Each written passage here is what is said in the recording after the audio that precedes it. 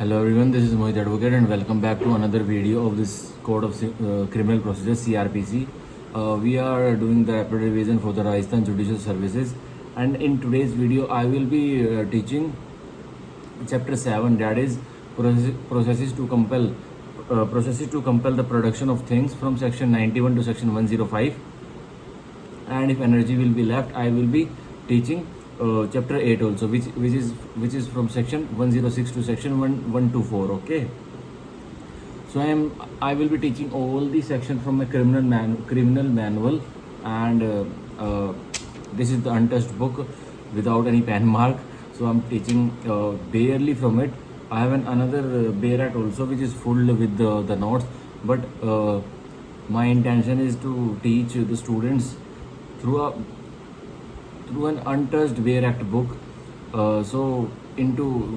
my knowledge, I should interpret it, translate that thing to you. Okay,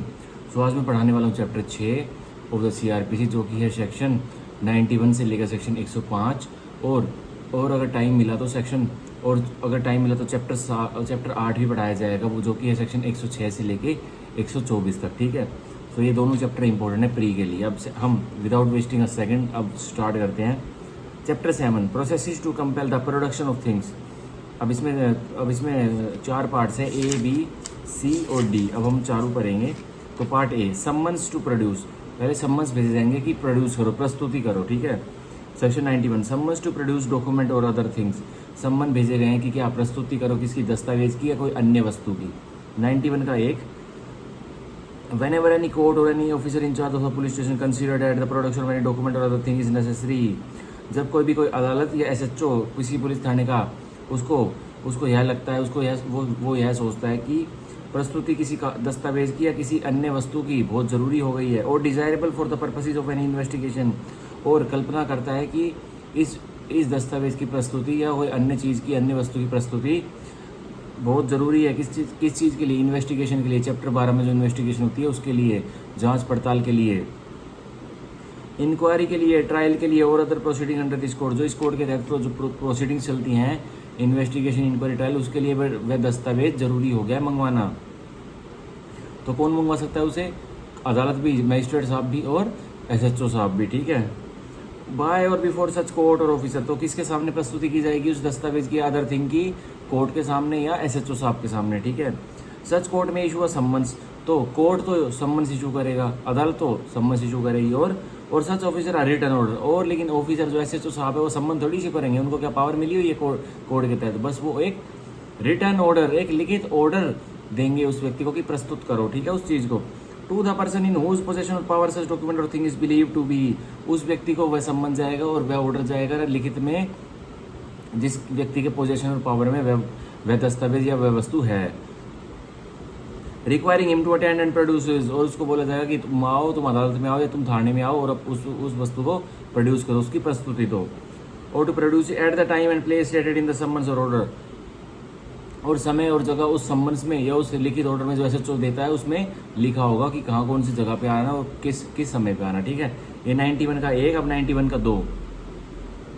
any person requiring under this section merely to produce a document. कोई व्यक्ति, किसी व्यक्ति से बस require मांगा गया है कि तुम एक दस्तावेज लेकर आओ, बस उससे इतना ही बोला कि एक दस्तावेज को भिजवा दो तुम. और other thing shall be deem to have complied. या फिर कोई अदर वस्तु उससे बोलिए कि उस अदर थिंग को पेश करा जाए, हमें भिजवाया जाए. वो shall be deemed to have complied with the requisition of if he causes such document or thing to be produced instead of attending personally to produce the same. तो मान लिया जाएगा अगर उस व्यक्ति ने, जिसको वह सम्मन और ऑर्डर किया गया था मजिस्ट्रेट साहब द्वारा और SHO साहब द्वारा, कि उस डॉक्यूमेंट को या उस दस्तावेज को या उस वस्तु को लेके आओ, तो अगर उस व्यक्ति ने उस वस्तु को या उस दस्तावेज को किसी और व्यक्ति के हाथों पहुंचवा दिया और उस ऑर्डर का और सम्मन का कंप्लाई कर लिया, मतलब मान लिया उसे और किसी और के हाथों पहुंचवा दिया, तो माना जाएगा उस व्यक्ति ने उस ऑर्डर का कंप्लाई कर लिया अपने बिना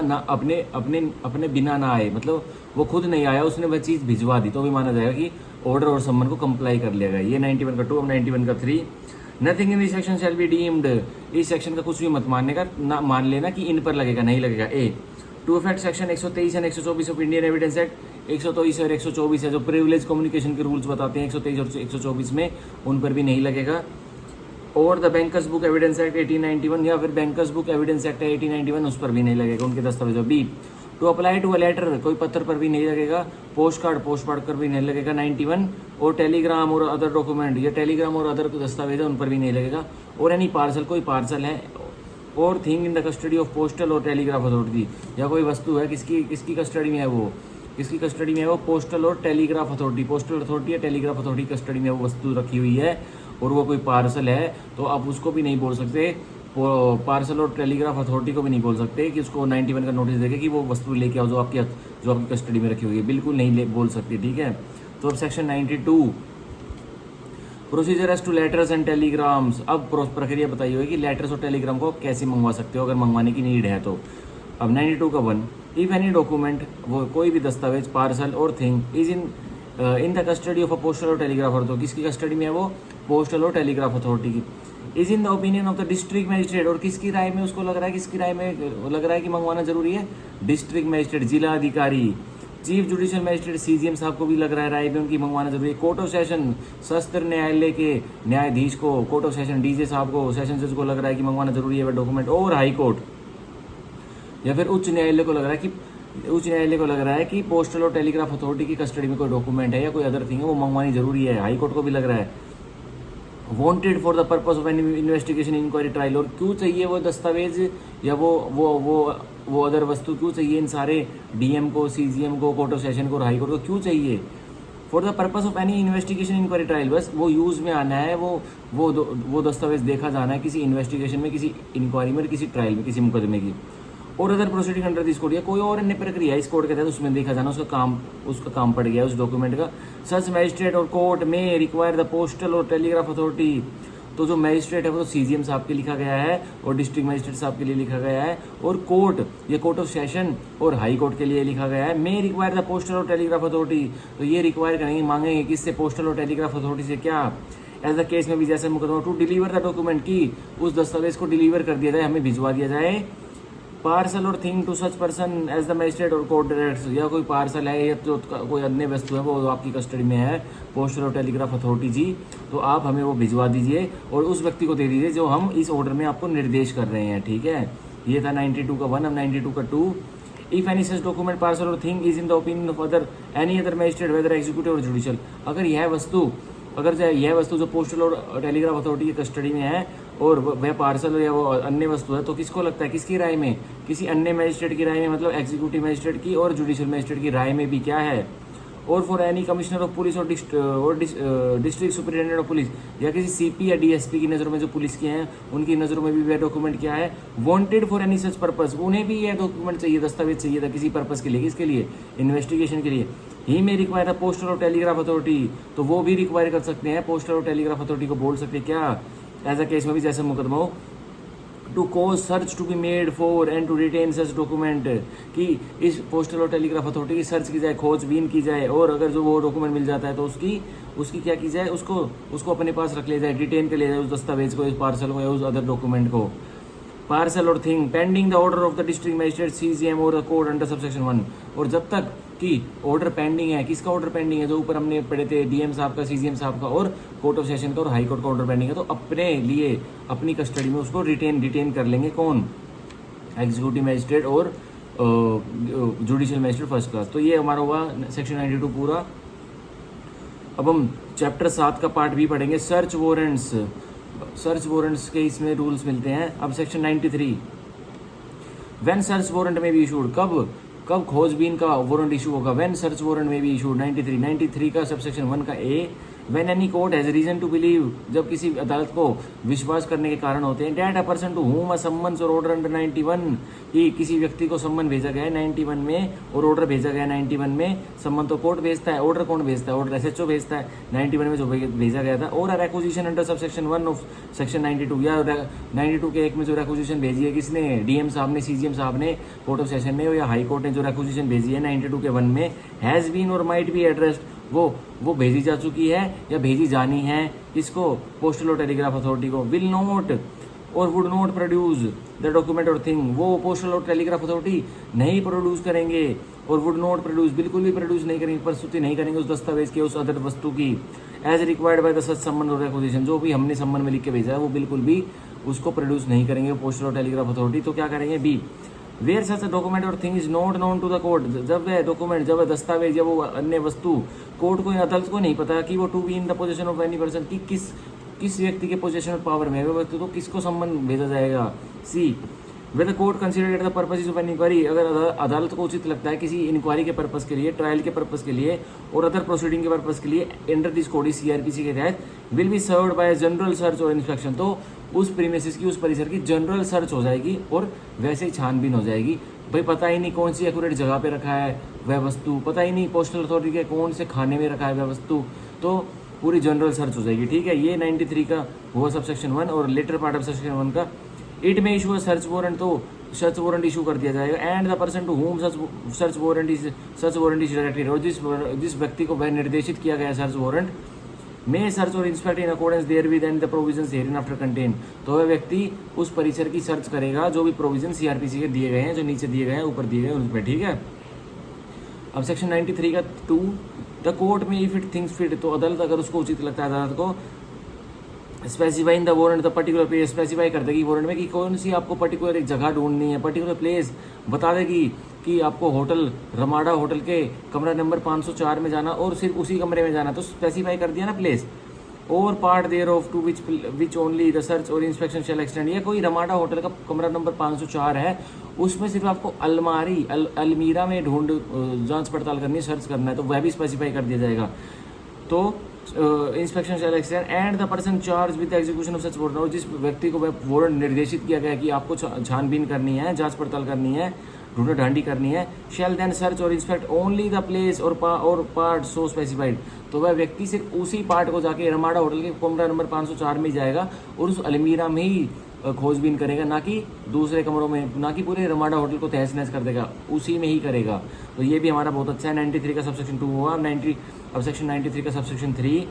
nothing contained in this section shall authorise any magistrate other than a DM, ये मत सोच लेना किसी भी मैजिस्ट्रेट को यहाँ अथॉरिटी मिल गई है, ऑथराइज कर दिया हो, किसको छोड़कर, बस डीएम को पावर है, सीजीएम को पावर, चीफ जुडिशियल मैजिस्ट्रेट को पावर है to grant a warrant to search for a document, कि एक ग्रांट कर सकते हैं एक वारंट, किसके लिए, सर्च के लिए, खोजबीन के लिए, किसके लिए, एक दस्तावेज की खोजबीन के लिए,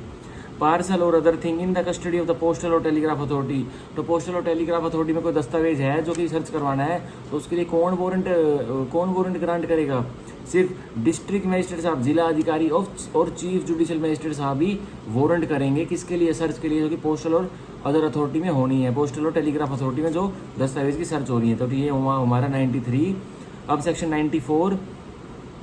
search of place suspected to contain stolen property, forged document etcetera. अब खोजबीन होनी है एक जगह की, जिस जगह में क्या है, जिस जगह पे शक हो रहा है कि इस जगह में क्या है, सर्टेन स्टोलन प्रॉपर्टी, कोई चोरी की गई संपत्ति इसमें रखी गई है इस जगह में, तो उसकी सर्च हो रही है। फोर्स डॉक्यूमेंट या कोई जाली दस्तावेज इस प्रॉपर्टी में रखा गया है तो उसकी सर्च होनी है,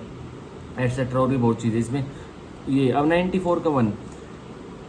if a district magistrate, sub divisional magistrate or magistrate of first class, अगर डीएम साहब, एसडीएम साहब और जेएमआईसी साहब क्या करते हैं, upon information and after such inquiry, उनको जानकारी मिलती है और उस जानकारी पे इंक्वायरी करने के बाद एज ही थिंग्स नेसेसरी, जैसा भी उनको उचित लगता है, जरूरी लगता है, एज रीजन टू बिलीव, उनको यकीन करने के कारण आ जाते हैं इंक्वायरी करने के बाद, that any place is used for the deposit or sale of stolen property, की कोई जगह है, कोई प्लेस है, उसको किस मतलब के लिए यूज़ किया जा रहा है, जमा करवाने के लिए, डिपॉजिट के लिए, किसको चोरी की गई संपत्ति को, और फॉर द डिपॉजिट, सेल और production of any objectionable article to which this section applies, या कोई ऐसी प्लेस को ऐसी चीज़ के लिए ऐसे इस्तेमाल करा जा रहा है कि कोई ऑब्जेक्शनेबल आर्टिकल को जमा करवाने के लिए, डिपॉजिट के लिए, जिस पर ये सेक्शन 94 लगता है।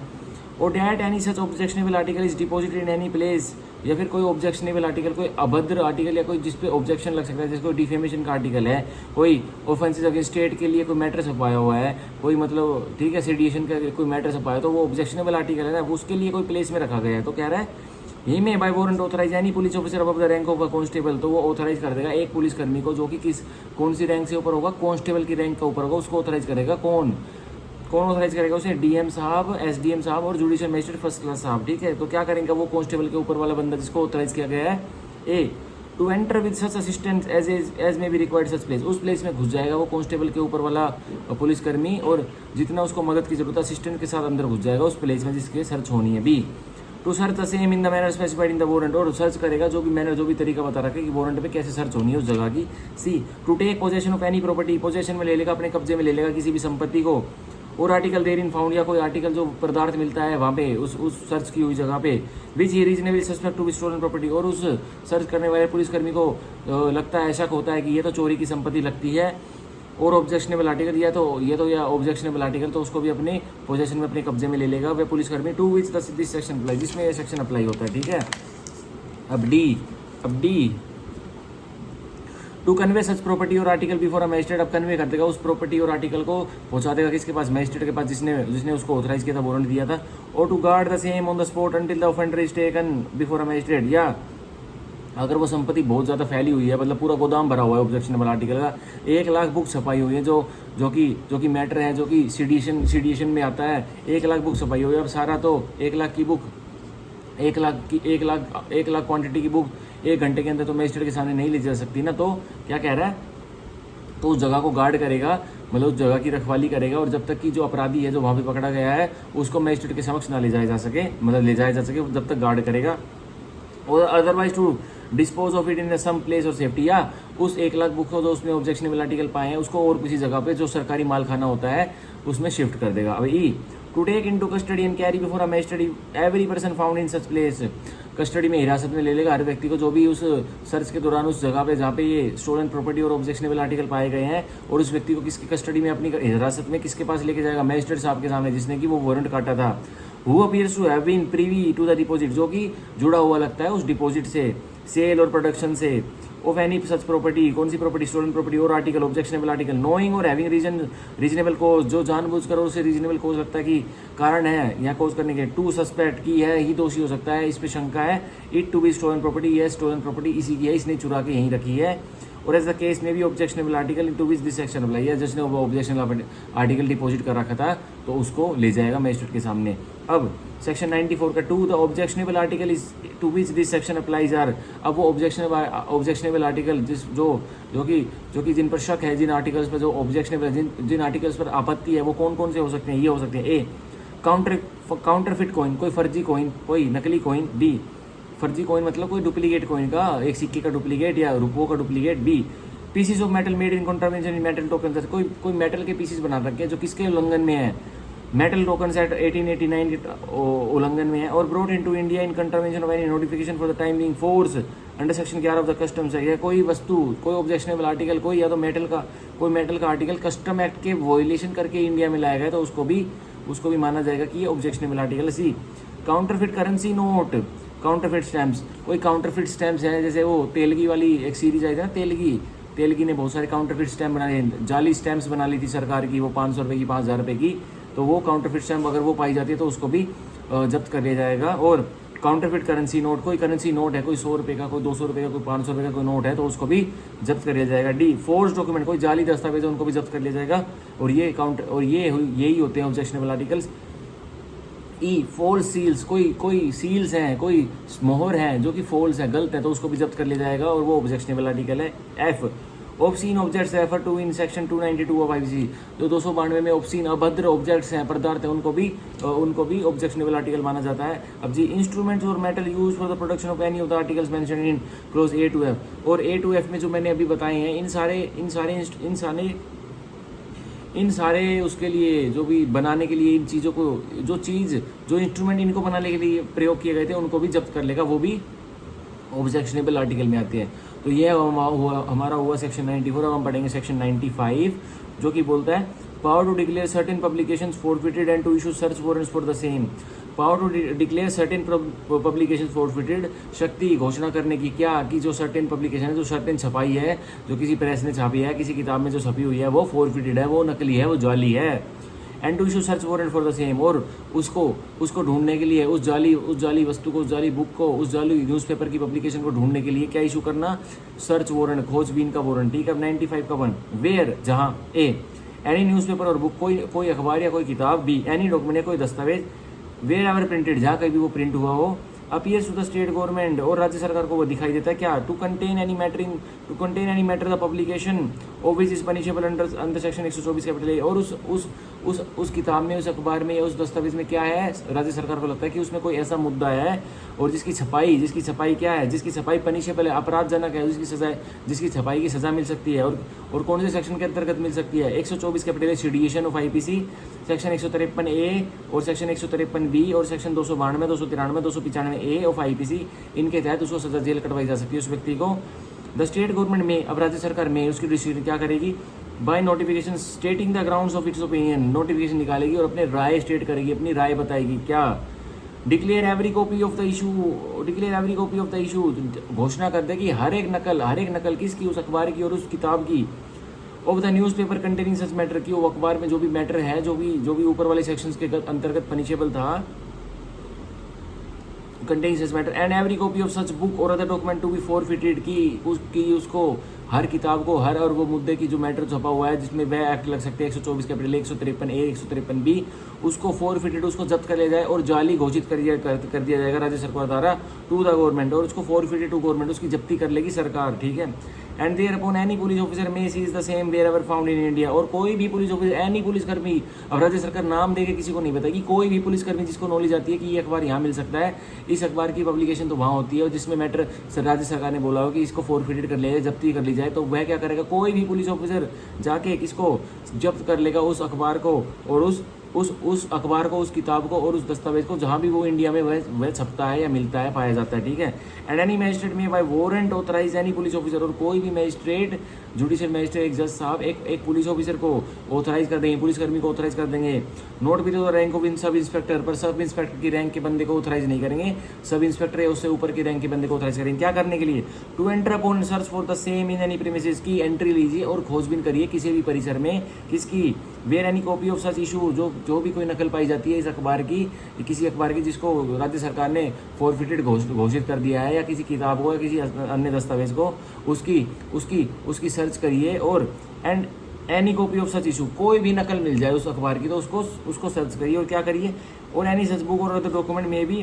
रीजनेबली सस्पेक्टेड टू बी, जिसपे भी आपको शंका होती है कि इस यहाँ मिल सकता है, वहाँ मिल सकता है, तो वहाँ जाकर सर्च करिए उस नकल को अपने कब्जे में लीजिए। 95 का 2 इन this section and in section 96, इस सेक्शन में और सेक्शन 96 में क्या होता है? A, newspaper and book have the same meaning as in the press and registration of books act 1867। तो इस सेक्शन में जो न्यूज़पेपर और जो बुक का मतलब दिखाया गया है, तो आप वो जेनेसिस कहाँ से उठा लीजिए? The press and registration of books act 1867 से उठा लीजिए। बी, डॉक्यूमेंट इंक्लूड, अब डॉक्यूमेंट में, दस्तावेज में क्या क्या इंक्लूड होता है? एनी पेंटिंग, कोई चित्रकारी, ड्राइंग और फोटोग्राफ और विजिबल रिप्रेजेंटेशन, यह इंक्लूड होता है एक डॉक्यूमेंट में, एक दस्तावेज में। और 95 का 3 नो ऑर्डर पास और action taken under this section shall be called in question in any court, जो ऑर्डर इस सेक्शन में पास हुआ है, किसी राज्य सरकार ने किया है या किसी भी जुडिशियल मैजिस्ट्रेट फर्स्ट क्लास ने किया है, किसी भी अन्य अदालत ने किया है, तो वह ऑर्डर, उस ऑर्डर को किसी भी कोर्ट में, किसी भी अदालत में प्रश्न में नहीं उठाया जाएगा, उस पर कोई क्वेश्चन नहीं करेगा। क्यों? Otherwise than in accordance with the provision of 96, जो 96 में प्रोविजन दिए हुए हैं, हम अपना अगला सेक्शन पढ़ने वाले हैं, उसके प्रोविजंस को, उसकी प्रक्रिया को फॉलो करते हुए आप क्वेश्चन उठा सकते हो। जनरल रूल तो है, नहीं उठा सकते, सरकार ने घोषित कर दिया कि ये फॉरफिटेड है तो है ही। तो हम 96 पढ़ेंगे। Application to high court to set aside declaration or forfeiture, अब भाई उच्च न्यायालय में एप्लीकेशन लगी, पत्र लगेगी, क्या करवाने के लिए? कि जो राज्य सरकार ने घोषणा की थी कि फॉरफिटेड है, ये जाली है, ये सारी न्यूज़पेपर, बुक या अन्य दस्तावेज, तो उसको सेट असाइड कर दिया जाए, उस यह घोषणा कर दी जाए कि यह ऐसा नहीं है, वे फॉरफीचर, ये जब यह ऐसी प्रॉपर्टी संपत्ति नहीं है। अब 96 का 1 any person having any interest in newspaper, book or other document, कोई भी व्यक्ति जिसका कोई हित है, किस में हित है उसका? न्यूज़पेपर में, उस किताब में या अदर डॉक्यूमेंट में, अदर दस्तावेज में, in respect of which a declaration of forfeiture has been made under section 95, और किस संदर्भ में उसका हित उस व्यक्ति का? बस जो डिक्लेरेशन, जो घोषणा की गई है फॉरफीचर की, कौन से सेक्शन के अंतर्गत? 95 के 1 के अंतर्गत। मे विद इन 2 मंथ, तो पीरियड ऑफ लिमिटेशन दे दिया, कितने महीनों के भीतर क्या करेगा? अप्लाई करेगा, एप्लीकेशन लगाएगा 2 महीनों के भीतर, 2 मंथ्स के भीतर from the date of publication in the official gazette. और 2 महीने कब से कैलकुलेट होंगे? जब से दिनांक आई है किसकी? जब से पब्लिकेशन हुई है, छपाई हुई है, राज्य सरकार ने पब्लिकेशन करवाई है, डिक्लेरेशन करवाई है, किसमें? ऑफिशियल गैजेट में, वहाँ से 2 मंथ्स कैलकुलेट होंगे, ठीक है।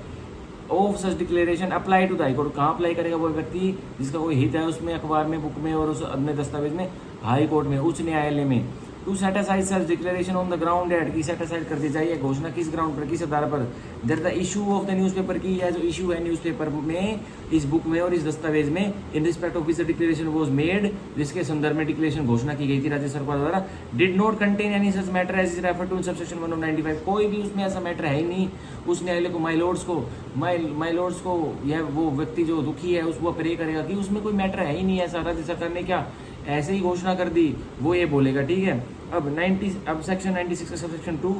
एवरी सच एप्लीकेशन शैल, हर पत्र शैल क्या मैंडेटरी क्या करना पड़ेगा, where the high court consist of 3 or मोर जजेस, जहाँ एक उच्च न्यायालय में 3 या 3 से ज्यादा जजेस हैं, be heard and determined by special bench of the high court. तो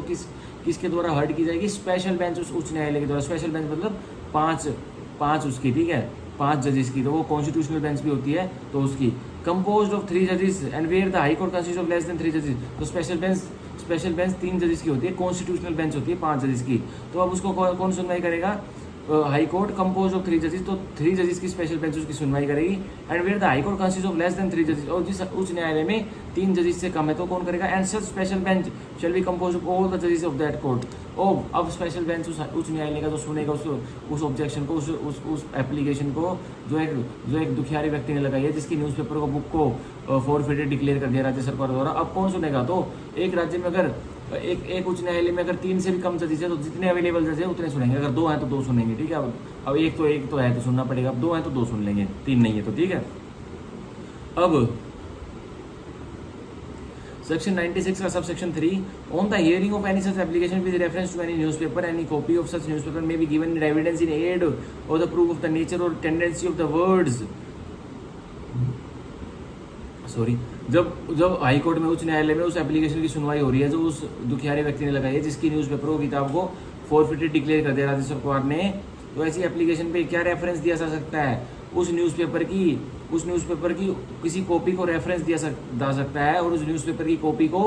एविडेंस सबूत के तौर पर दिया जा सकता है। In aid of the proof, बस क्या साबित करने के लिए, of the nature or tendency of the words की किस श्रेणी के और किस टेंडेंसी के शब्द इस न्यूज़पेपर में लिखे हो रहे, तभी राज्य सरकार ने ये फॉरफिट कराई है। साइंस और visible representation content in such newspaper in respect of which the declaration was forfeited और मेड, तो इसके लिए दिया जा सकता है एविडेंस उस किताब का, ठीक है। इसीलिए उसने एविडेंस के रूप में उस मटेरियल को रख लिया था पुलिसकर्मी ने। अब 96 का subsection 4, the high court shall if it not satisfied that the issue of newspaper or the book or other document respect of which application has been made contain any such matter, The High Court shall, if it is not satisfied at the issue of newspaper, अगर उच्च न्यायालय satisfy नहीं होता, क्या satisfy संतोष नहीं होता उसको, that the issue of newspaper, जो न्यूज़पेपर में जो इशू है, जो मैटर है, or the book or other document, इस किताब में या अदर डॉक्यूमेंट दस्तावेज में कोई मैटर है, in respect of which the application has been made, जिसके संदर्भ में एप्लीकेशन लगाई गई है, ये 96 के 1 में, कंटेन एनी सच मैटर, उसमें तो कोई मैटर है ही नहीं जो राज्य सरकार ने उसको फॉरफिटेड घोषित करवाया है। As is refer to in subsection 195, set aside the declaration or forfeiture, उसने सेट असाइड कर देगी क्या, उस डिक्लेरेशन को और फॉरफीचर को। राज्य सरकार ने जो फॉरफीचर घोषित करवाई थी उसको सेट असाइड कर देगी, कौन, किसकी पावर है, हाई कोर्ट की। अब 96 का 5, where there is a difference of opinion among the जजेस फॉर्मिंग द स्पेशल बेंच, जब वो स्पेशल बेंच तो हुई थी जिसमें 3 जजेस उस एप्लीकेशन को सुन रहे थे, अब उसमें उनमें डिफरेंसेस हैं, 2 एक की तरफ है, 2 हटवाने की, 2 डिक्लेरेशन को सेटिस्फाइड करने की उसमें एक नहीं है, या एक मोड में है कि कर दूंगा सेटिस्फाइड, 2 नहीं है, तो क्या होगा, where there is a difference of opinion among जजेस forming the special bench, the decision shall be in accordance with the opinion of the majority of those जजेस। अब जो मेजॉरिटी, अब जो 2 जजेस जिसके साथ है वही डिसीजन होगा, वही निर्णय होगा कि इस फॉरफीचर को सेटिस्फाइड करा जाएगा नहीं करा जाएगा। तो यह कह रहा है हमारा सेक्शन 96 का सबसेक्शन 5। अब हम पढ़ेंगे section 97, section 97, search for persons wrongfully confined, खोजबीन होगी उन व्यक्तियों की जिनको रॉन्गफुली कहीं बंद किया जा चुका है। 97 को हम मिनी हैबियस कॉर्पस भी कहते हैं, सीआरपीसी की क्या कहते हैं, mini habeas corpus, to produce the body, mini habeas corpus भी कहते हैं। 97 को पढ़ेंगे। If any district magistrate, sub division magistrate or magistrate of first class, यदि कोई डीएम, यदि कोई एसडीएम, यदि कोई judicial magistrate first class has reason to believe, उन्हें यकीन करने के कारण होते हैं क्या, any person is confined under such circumstances, कि किसी व्यक्ति को कन्फाइंड किया गया, बंद किया गया और वो ऐसे हालातों में है, that the confinement amount to an offence, की उसकी उसकी बंदगी है वो किसको अमाउंट कर रही है, वो क्या है, वो एक अपराध है। ही में इशू अ सर्च वारंट, तो ये है कौन, डिस्ट्रिक्ट मजिस्ट्रेट, एसडीएम साहब और जुडिशियल मजिस्ट्रेट फर्स्ट क्लास साहब एक सर्च वारंट, एक खोजबीन का वारंट इशू कर देंगे and the person to whom such warrant is directed, और जिस व्यक्ति को यह वारंट डायरेक्ट किया जाएगा कि तुम उसको ढूंढ के लाओगे, may search for the person so confined, अब वो ढूंढना चालू कर देगा वह व्यक्ति जिस व्यक्ति के लिए सर्च वारंट काटा गया है। And search shall be made in accordance therewith, और इस सीआरपीसी के अकॉर्डेंस होगी वो search. And the person if found, और वह पर्सन जिसके लिए वह सर्च वारंट काटा गया था, अगर वह मिल जाता है तो शैल be immediately taken before magistrate, तो उसको जज साहब के सामने लेके जाया जाएगा, जिलाधिकारी साहब के सामने लेके जाया जाएगा, एसडीएम साहब के सामने लेके जाया जाएगा। Who shall make such order as in the circumstances of the case seems proper, फिर वो डीएम साहब, एसडीएम साहब या जुडिशियल मैजिस्ट्रेट फर्स्ट क्लास साहब उस व्यक्ति को जो सुनेंगे और उसको वो कुछ बोलेगा तो उसके तहत ही एक ऑर्डर मेक कर देंगे। भाई आपको किसी ने बंद करवाया था, बोला उसने करवाया था, बोला आपको जानबूझ के बंद किया था, बोला हाँ, तो उसकी एफआईआर दर्ज करने के ऑर्डर कर देंगे और उस व्यक्ति को अरेस्ट करने के ऑर्डर कर देंगे। और क्या करेंगे, ये होता है हमारा 97। अब 98,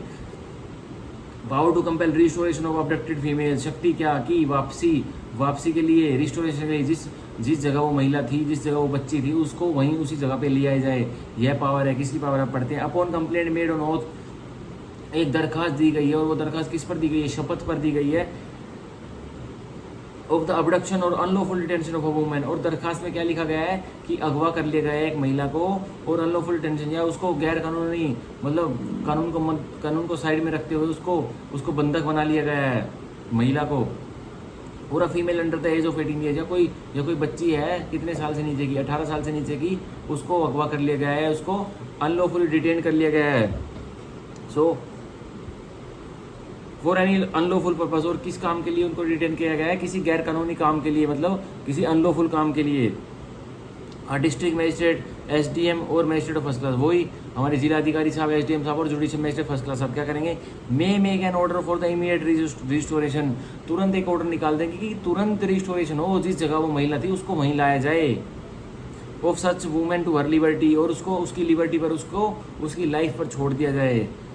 और of such female child to her husband, या वो जो फीमेल चाइल्ड है जो 18 साल से नीचे की थी, उसको उसके हस्बैंड, उसको पति को दे दिया जाए। पेरेंट, उसके माता पिता को दे दिया जाए। गार्जियन को, उसका गार्जियन उसको दे दिया जाए। और other person having the lawful charge of such child, या कोई और व्यक्ति है जिसका उस पर लॉफुल चार्ज उस चाइल्ड के ऊपर, उसको दे दिया जाए। And may compel compliance with such order using such force as may be necessary, और विवश कर सकते हैं ऐसी रिस्टोरेशन उस महिला को, उस बच्ची को पहुंचाने के लिए उसी जगह पर जिस जगह वो पहले रहती थी या थी, और ऐसा करने के लिए using such force as may be necessary, जितना जोर लगाना पड़ेगा डीएम साहब को, एसडीएम साहब को और जुडिशियल मजिस्ट्रेट फर्स्ट क्लास को, उतना जोर लगा दिया जाएगा। चाहे पूरी पलटन बुलानी पड़े उसकी रिस्टोरेशन करवाने के लिए, चाहे पूरी सीआरपीएफ की पलटन बुलानी पड़े, बीएसएफ की पलटन बुलानी पड़े, लगा दिया जाएगा पूरा जोर। यही हमें सेक्शन 98 बता रहे हैं। अब हम सी पार्ट पढ़ेंगे चैप्टर 7 का, जो बोलता है general provision relating to searches. अब हम जनरल कुछ आम प्रोविजंस पढ़ेंगे जो किससे संदर्भ रखते हैं, सर्चेज से, खोजबीन से। अब section 99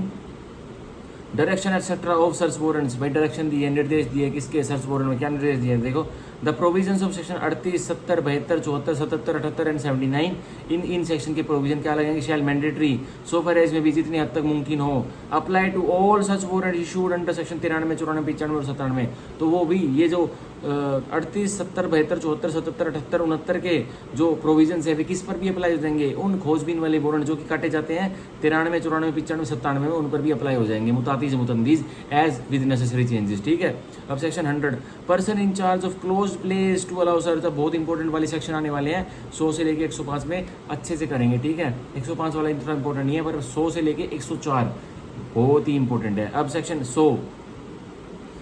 person in charge of closed place to allow search, जो व्यक्ति इंचार्ज है किसका, किसी बंद जगह का, तो वो क्या करेगा, वो इजाज़त दे देगा कि सर्च कर लीजिए। अब 100 का एक, whenever any place liable to search, जब कोई जगह का सर्च होना, उसकी खोजबीन होनी है उस जगह में, और इंस्पेक्शन या जांच पड़ताल होनी है, under this chapter is close, इस चैप्टर के तहत होनी है, और वह जगह क्लोज है, बंद है। एनी पर्सन रिजाइडिंग इन, जो भी व्यक्ति उस बंद जगह में अंदर है, और बीइंग इंचार्ज, या अंदर नहीं है बल्कि आसपास रहता है, उसका इंचार्ज उस प्रॉपर्टी को संभालता है, such place shall on the demand of the officer or other person executing the warrant, तो उसको पुलिसकर्मी या वो व्यक्ति जो कि एग्जीक्यूट कर रहा है वारंट को, वो उसको डिमांड करेगा उस व्यक्ति को क्या, and on the production of the warrant, और मांगे और वो कहेगा तो उसको वारंट दिखा भी जाएगा, सर्च वारंट दिखा भी दिया जाएगा। Allow him free ingress thereto, allow कर देगा वो व्यक्ति जो इंचार्ज है और जो अंदर रह रहा है, रिजाइड कर रहा है, फ्री इंग्रेस, बिना किसी चार्ज लिए, बिना कोई पैसा लिए, उसको फ्री एंट्री, बिना कोई हर्डल के, thereto as it is, जैसी जगह है वैसे ही, बिना कोई चेंजेस करे हुए। And afford all reasonable facilities for search therein, और हर मुमकिन मदद करेगा जितनी भी सर्च करने के लिए कोई सर्च करने के लिए जो मुमकिन मदद चाहिए उसको। अब मान के चलिए कि भाई बहुत बड़ा गोदाम है जिसमें सर्च होनी है, और वहाँ पे बहुत सारे बल्ब भी लगे हुए हैं, पर उनके जो स्विचेस हैं वो तो उसी व्यक्ति को पता है ना जो उसमें रिजाइड कर रहा है, जिसके वो इंचार्ज ऑफ प्रॉपर्टी है, और स्विचेस लगे हुए हैं कहीं दूर अंधेरी वाली जगह में। अब भाई वो जो व्यक्ति रिजाइड कर रहा है या अगर वो व्यक्ति जो इंचार्ज उस प्रॉपर्टी का, उसको तो पता है कौन से बटन दबाने से कौन सी लाइट जलेगी। अब ऑफिसर को वो बटन दिख नहीं रहे कहाँ पे है, छुपे हुए, तो अब वो बोलेगा भाई बटन चलाए, वो व्यक्ति बोलेगा मैं तो नहीं चलाता, तो ये वो नहीं कह सकता। अब वो कहेगा जाओ लाइट तो चलाओ, वो लाइट चला के आएगा, कितने ही बटन चाहे उसको लाइट ऑन करनी पड़े करके आएगा, यही कह रहा है। ठीक है, 100 का बना 100 का 2। If ingress into such place can not be so obtained, अगर एंट्री उस जगह पे एंट्री पर इंग्रेंस का मतलब होता है प्रवेश। If ingress into such place can not be obtained, अगर प्रवेश उस जगह में नहीं लिया जा सकता, the officer or other person executing the warrant, जो पुलिसकर्मी है वो व्यक्ति है जो एग्जीक्यूट कर रहा है वारंट को, सर्च वारंट को, मे proceed in the manner provided under section 47 का 2। तो अब कैसे प्रोसीड करेगा उस जगह में, कैसे घुसेगा, जो 47 के सब सेक्शन 2 में जो प्रोसीजर बता रहा है उसको फॉलो कर लेगा, मतलब लात लूत मार के उस जगह को तोड़ देगा, दरवाजे को, और फिर अंदर घुस जाएगा। ठीक है, अपने अथॉरिटी को बताने के बाद। अब 100 का 3, where any person is or about such place is reasonably suspected of concealing about his person, where any person in or about such place is reasonably suspected of concealing about his person, जब कोई व्यक्ति उस place में जो उसको बोला गया था कि खोल दो, और वह रीजनेबली सस्पिशन लगता है, एक शक होता है पुलिस ऑफिसर का उस व्यक्ति को कि यह व्यक्ति तो किसी व्यक्ति को अंदर छुपा रहा है, for which search should be made, और जिसके लिए उस व्यक्ति को ढूंढने के लिए खोजबीन होनी चाहिए। Such person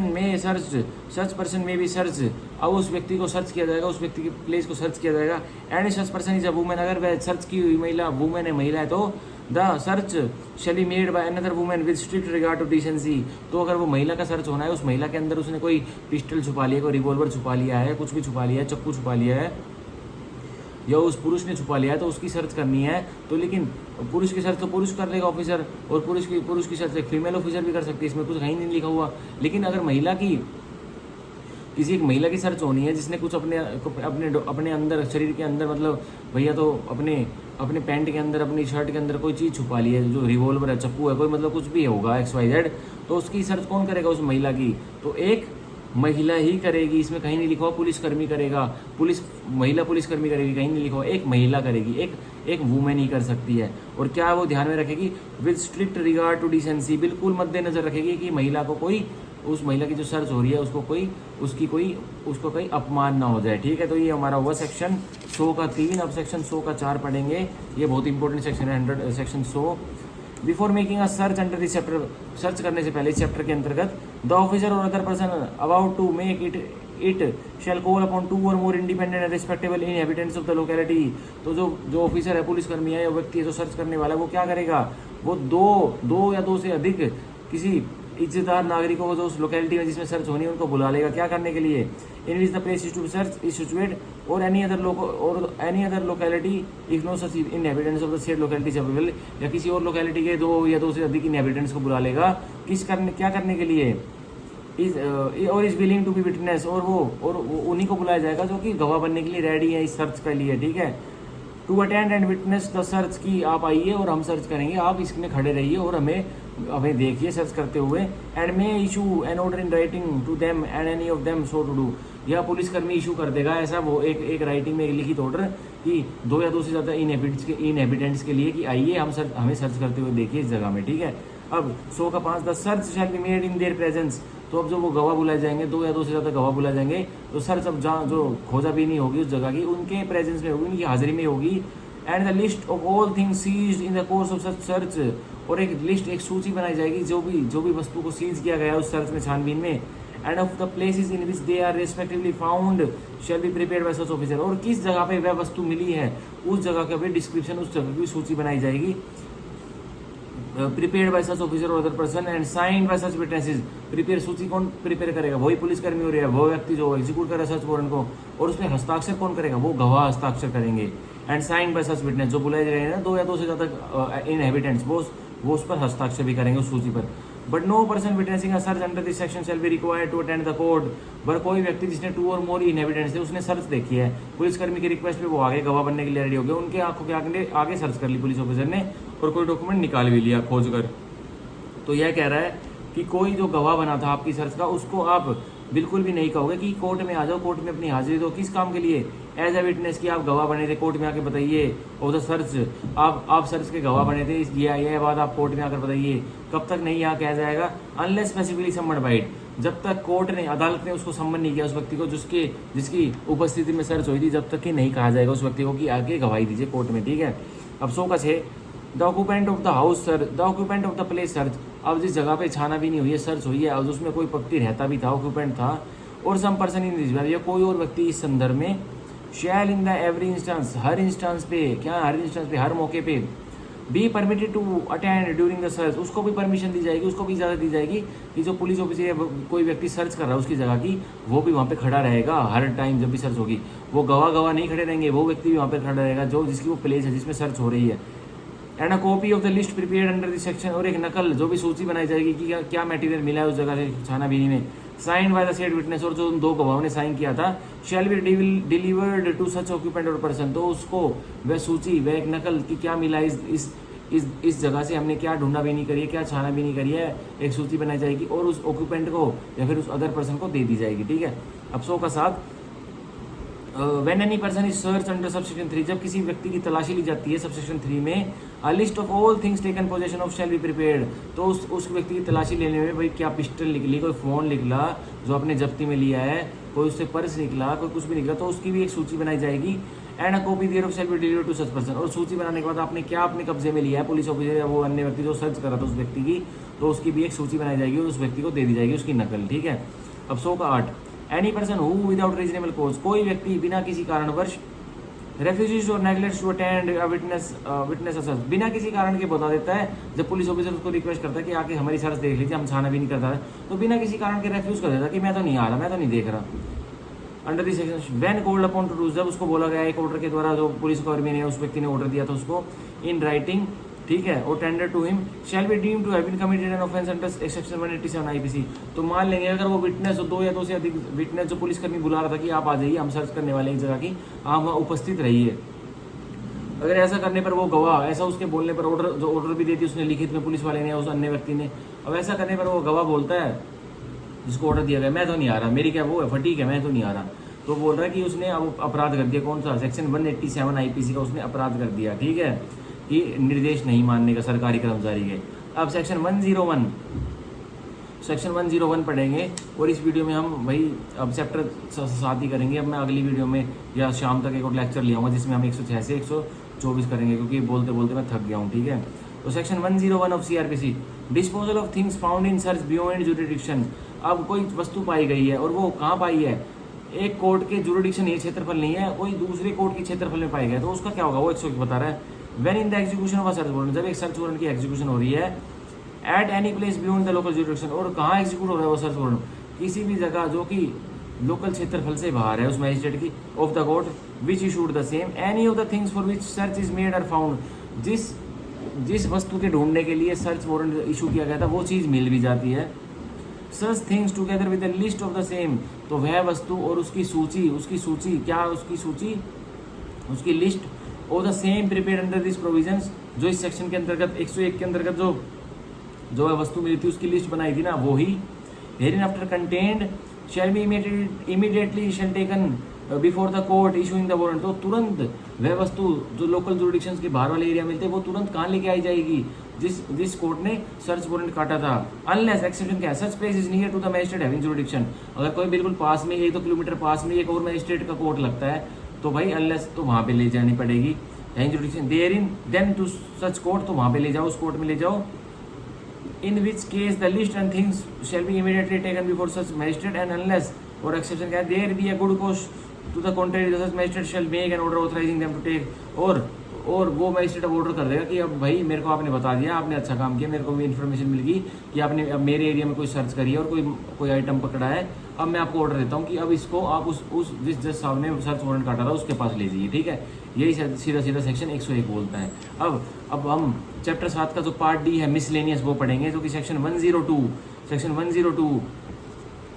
power of police officer to seize certain property, police officer की शक्ति, पुलिसकर्मी की शक्ति की सर्टेन प्रॉपर्टी को, सर्टेन संपत्ति को सीज कर ले, जब्त कर ले। अब 102 का 1, any police officer may seize any property, कोई भी पुलिसकर्मी, be it be a constable, be it be a commissioner of police, कोई भी पुलिसकर्मी जब्त कर लेगा किसी भी संपत्ति को विच में भी एलेज्ड और सस्पेक्टेड टू हैव स्टोलन, जो कि बताई जाती है कि यह चोरी की संपत्ति है, या उस पर एक सस्पिशन कि उस पर एक शक उठता है कि यह प्रॉपर्टी तो चोरी की लगती है, और विच में भी फाउंड अंडर सर्कमस्टांसेज, या वह जो प्रॉपर्टी मिलती है किन हालातों में मिलती है, विच क्रिएट सस्पिशन, जो कि शक का आधार बना रहे हैं, of the commission of any offence, कि यह प्रॉपर्टी किसी अपराध में यूज हुई है, तो उसको सीज कर लिया जाएगा किसी भी पुलिसकर्मी द्वारा। अब 102 का 2, सच पुलिस ऑफिसर, वह पुलिसकर्मी जो सीज करता है, if subordinate to the officer in police station, अगर एसएचओ से नीचे का वो पुलिसकर्मी जो सीज कर रहा है प्रॉपर्टी को, shall forthwith report the seizure to that officer, तो जल्द से जल्द इमीडिएटली जो उसने वह संपत्ति को सीज किया, जब्त किया, तो किसको बताएगा वह इन्फॉर्मेशन, अगर वो एसएचओ नहीं है तो एसएचओ से नीचे है तो एसएचओ को बताएगा। अब 102 का 3, every police officer acting under subsection 1 shall forthwith report the seizure to the magistrate having jurisdiction, भाई एसएचओ को बताएगा वो पुलिसकर्मी जिसने प्रॉपर्टी को जब्त किया है, मजिस्ट्रेट, इलाका जुडिशियल मजिस्ट्रेट साहब को बताएगा कि मैंने क्या प्रॉपर्टी को जब्त किया है, हैविंग जुरिडिक्शन, जिसकी जुरिडिक्शन है इलाका मजिस्ट्रेट, तभी बोला है मैंने, and where the property seized is such that it can not be conveniently transported to the court, और प्रॉपर्टी को ऐसी कोई संपत्ति ऐसी जब्त की है कि उसको कन्वीनियंटली आसानी से अदालत के समक्ष पेश नहीं किया जा सकता। भाई कोई बहुत बड़ा ट्रक है, 20 टायरी ट्रक है, अब वो कोर्ट में लेके जाया सकता है, कोर्ट के गेट होते हैं छोटे छोटे, अब कोर्ट में लेके जाया सकता है उस 20 टायरी ट्रक को, तो बता देगा कि भाई मैंने ये चीज़ पकड़ी जज साहब, ठीक है। Or where there is a difficulty in securing proper accommodation for the custody of such property, और दिक्कत हो रही है पुलिसकर्मी को कि उस जो संपत्ति उसने जब्त की है उसकी प्रॉपर अकोमोडेशन रखने में, कि भाई वो रखी नहीं जा रही। अब पुलिस थाना भी छोटा सा होता है कि पुलिस थाने में 20 टायरी ट्रक रखा जा सकता है, पूरा 20 टायरी ट्रक कम से कम बहुत बड़ा होता है, उसमें कम से कम 500 बंदे खड़े हो सकते हैं, तो इतना बड़ा होता है। Or where the continued retention of property in police custody may not be considered necessary for the purpose of investigation, और उस प्रॉपर्टी को जो संपत्ति पुलिस ऑफिसर ने जब्त की थी सबसेक्शन 1 में, उसका कंटिन्यू रिटेंशन मतलब पुलिस कस्टडी में उसकी जरूरत नहीं है, इतनी जरूरत नहीं है, तो क्या होगा, thereof to any person he may give custody thereof to any person, तो वह पुलिसकर्मी कस्टडी किसको दे देगा, किसी ऐसे व्यक्ति को दे देगा, on his executing a bond, जो मुचलका भरेगा, भाई जिसकी वो चीज़ होगी उसी को तो देगा, और वो व्यक्ति मुचलका भरेगा कि जब भी जरूरत होगी इस प्रॉपर्टी की मिला के दे दूंगा। Undertaking to produce the property की, अंडरटेकिंग कर रहा है मुचलके में बॉन्ड में कि जब भी इस प्रॉपर्टी की इस संपत्ति की जरूरत पड़ेगी मैं इसको आपके सामने हाजिर कर दूंगा, मजिस्ट्रेट साहब और पुलिसकर्मी साहब। The court as and when required and to give effect to the further orders of the court to the disposal of the same, और मैं अगर जरूरत पड़ेगी तो मैं इस प्रॉपर्टी को अदालत के समक्ष प्रस्तुत कर दूंगा, पेश कर दूंगा, और when required as to give effect to the further order, और कोई अन्य ऑर्डर भी अगर मजिस्ट्रेट साहब करते हैं इस संदर्भ में तो वो भी कर सकते हैं, वो भी नतीजे मिला सकते हैं। तो साफ सीधी सेक्शन 102 के सब सेक्शन 3 किसकी बात हो रही है,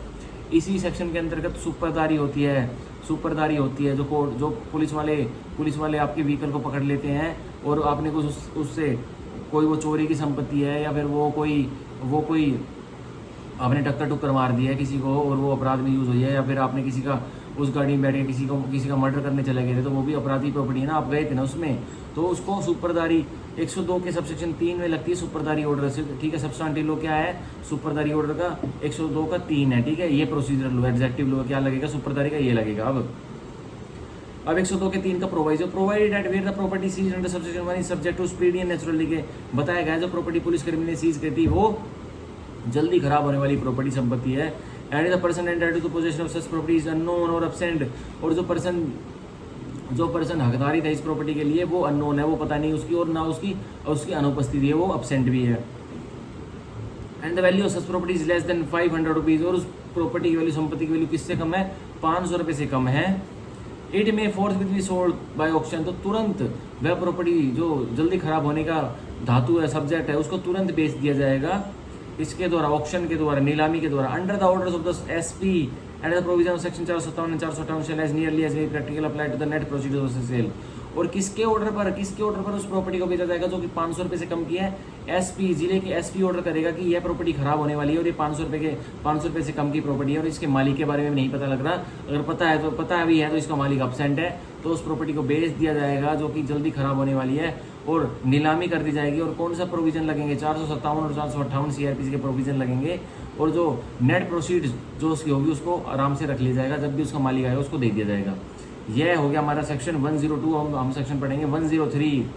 magistrate may direct search in is present, जज साहब निर्देश दे सकते हैं कि जांच की खोजाबीनी हो, किसकी प्रेजेंस में, किसकी उपस्थिति में, उनकी उपस्थिति में, जज साहब की उपस्थिति में। Any magistrate may direct search to be made in his presence, कोई भी magistrate, EM judicial magistrate first class, judicial magistrate second class, district magistrate, कोई भी मैजिस्ट्रेट